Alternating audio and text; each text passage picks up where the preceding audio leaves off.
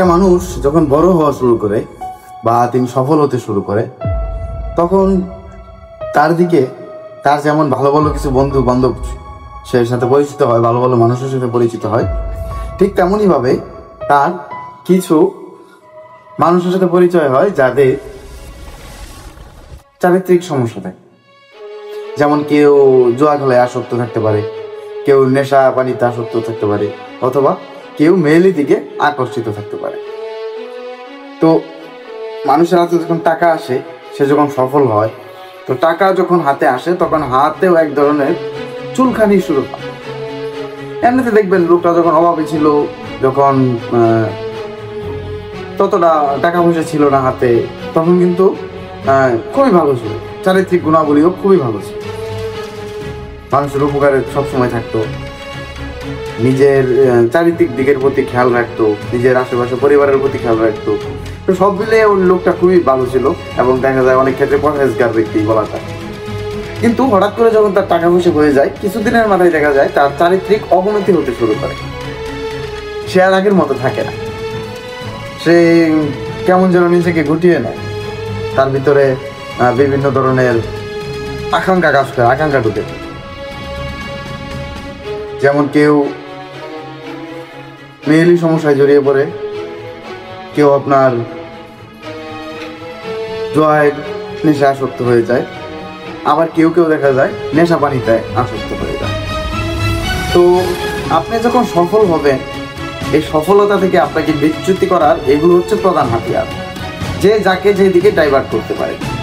যেমন আপনার জুয়া খেলার প্রতি নেশা নাই, আপনি সেটা খেললেন না, কিন্তু মেয়ের প্রতি আপনার আকর্ষণ থাকতে পারে, হয়তো আগে ছিল কিন্তু অতটা প্রস্ফুটিত বা আপনার সুযোগ পাচ্ছিলেন না, এমন একটা অবস্থা।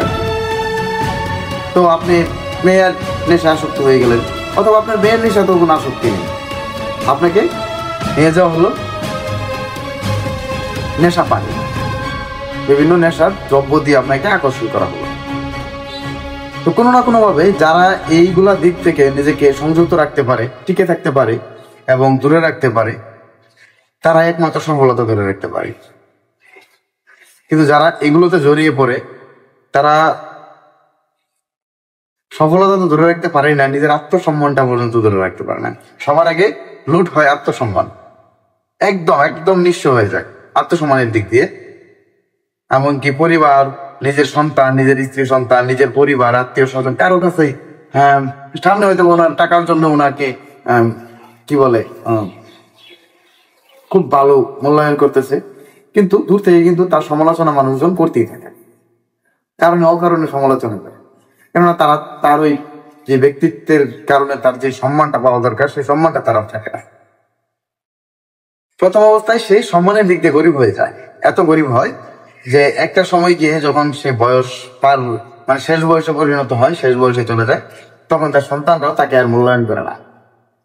এত বছর যাদের জন্য, যাদেরকে কামাই করে, পরিশ্রম করে, কষ্ট করে, যাদের জন্য রোজগার করা, যাদেরকে খাওয়ানো পড়ানো, তারা কিন্তু মূল্যায়ন করে না। কথায় কথায় তারা একটা কথাই খোটাতে, কি করছো তুমি, তোমার জন্য আমরা সম্মান নিয়ে সমাজে বাঁচতে পারি নাই, একটা মানুষের কাছে আমরা মুখ দেখাইতে পারি নাই, মানুষজন আমাকে নানা দিক দিয়ে আমাদের টিটকারি মারতো, বিভিন্ন ধরনের কথা বলতো, অশ্লীল ইয়াকি ফাইজলামি করতো, এরকম করতো, এরকম। কিন্তু তার কিন্তু পুরো জীবনটাই বৃথা হয়ে যায়। যদিও টাকা পয়সা যদিও থাকে, কিন্তু তার জীবনটা কিন্তু বৃথা, আর কিছু অবশিষ্ট থাকে না। কিন্তু যারা আবার এই দিকটা ধরে রাখতে পারে, সফলতাটা ধরে রাখার জন্য চেষ্টা করে, কোনো কেলেঙ্কারিতে জড়ায় না, কোনো নারী কেলেঙ্কারি হোক বা নেশাপানি হোক বা জোয়া হোক, কোনো ধরনের কেলেঙ্কারিতে জড়ায় না, তারা কিন্তু তার পরিবারের সুরক্ষা সবার আগে নিশ্চিত করতে পারে এবং পরিবারের কে কোথায় কি করছে, কিভাবে করছে, এটাও কিন্তু দেখতে পারে। সুতরাং আপনি সফল হন, একজন মানুষের সফলতার জন্য যতটা দোয়া করা জরুরি, তার সফলতা ধরে রাখার জন্য তার থেকে বেশি দোয়া করা জরুরি। এবং একজন মানুষের সফল হওয়ার জন্য যতটা পরিশ্রম করা দরকার, তার সফলতা টিকিয়ে রাখার জন্য তার চাইতে বেশি পরিশ্রম করা দরকার।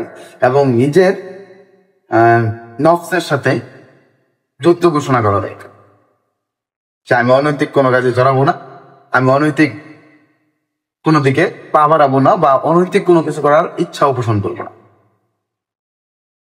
বা এই ধরনের যদি কোনো বন্ধু থাকে বা কোনো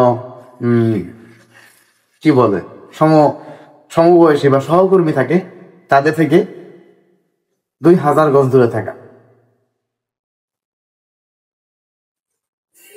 আমি মনে করি সফল হওয়ার চাইতে সফলতাটা ধরে রাখা সবচাইতে উত্তম। আমার চোখের সামনে এমন অনেক অনেক অনেক মানুষ আছে যারা সফল হয়েছে। মানুষ বাইরে থেকে দেখে না তারা কত সফল, কত কি এটা সেটা, কিন্তু ভিতরে ভিতরে তারা এতটাই গরিব যে ভিক্ষা নেওয়ার মতো তাদের আর হাত নাই।